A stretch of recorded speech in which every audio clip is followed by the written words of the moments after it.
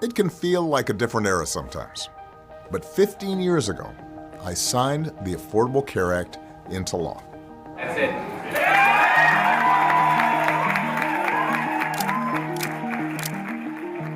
The goal back then was to establish that here in America, healthcare is not just a privilege, but a right for every single American. And together we've taken a big step in the right direction.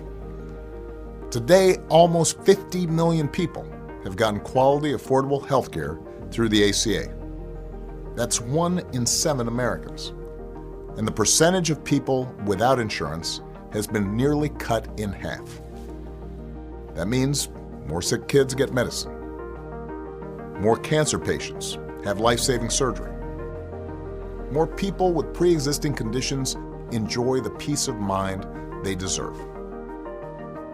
But here's the thing.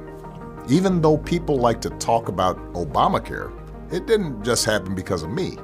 It happened because Americans of all ages, from all across the country, had the courage to speak up about why healthcare reform mattered to them.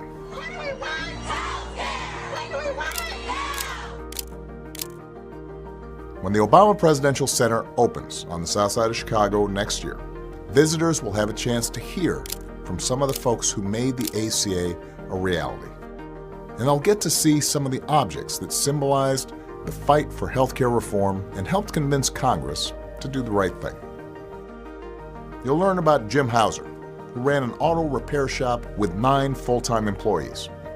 Thanks to the ACA, Jim got help covering those workers, and he proudly wore his Master Automobile Technician pin to the State of the Union in 2011. Jim also brought his daughter Helen along, a 22-year-old freelancer who also got covered under the ACA.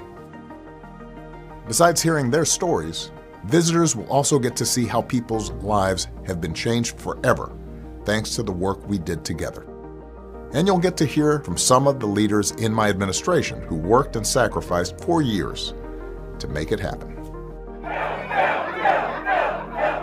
When I see people going into the Obama Presidential Center, I hope they come away with a sense that against all odds, progress can be made. And that counts on presidential leadership, elected representatives, people all around the country. A lot of folks told me I'd pay a political price if I made healthcare reform a priority. Some of them predicted it would cost me re-election. But I've always said that I didn't run for president to put my approval rating up on a shelf and admire it. I did it to make a difference, so the choice was clear. We were in the Oval Office talking, and he said, look, this is shaping up to be a one-term presidency. And that's okay with me as long as I can get done the things I want to get done. And healthcare reform is one of those things. With everything going on right now, it's easy to feel like regular folks can't change this country for the better. But if it could happen 15 years ago, it can happen again.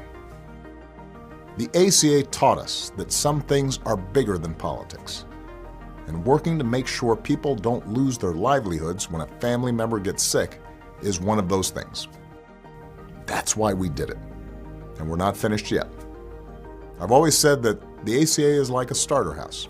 It was a big step forward, but still just a first step.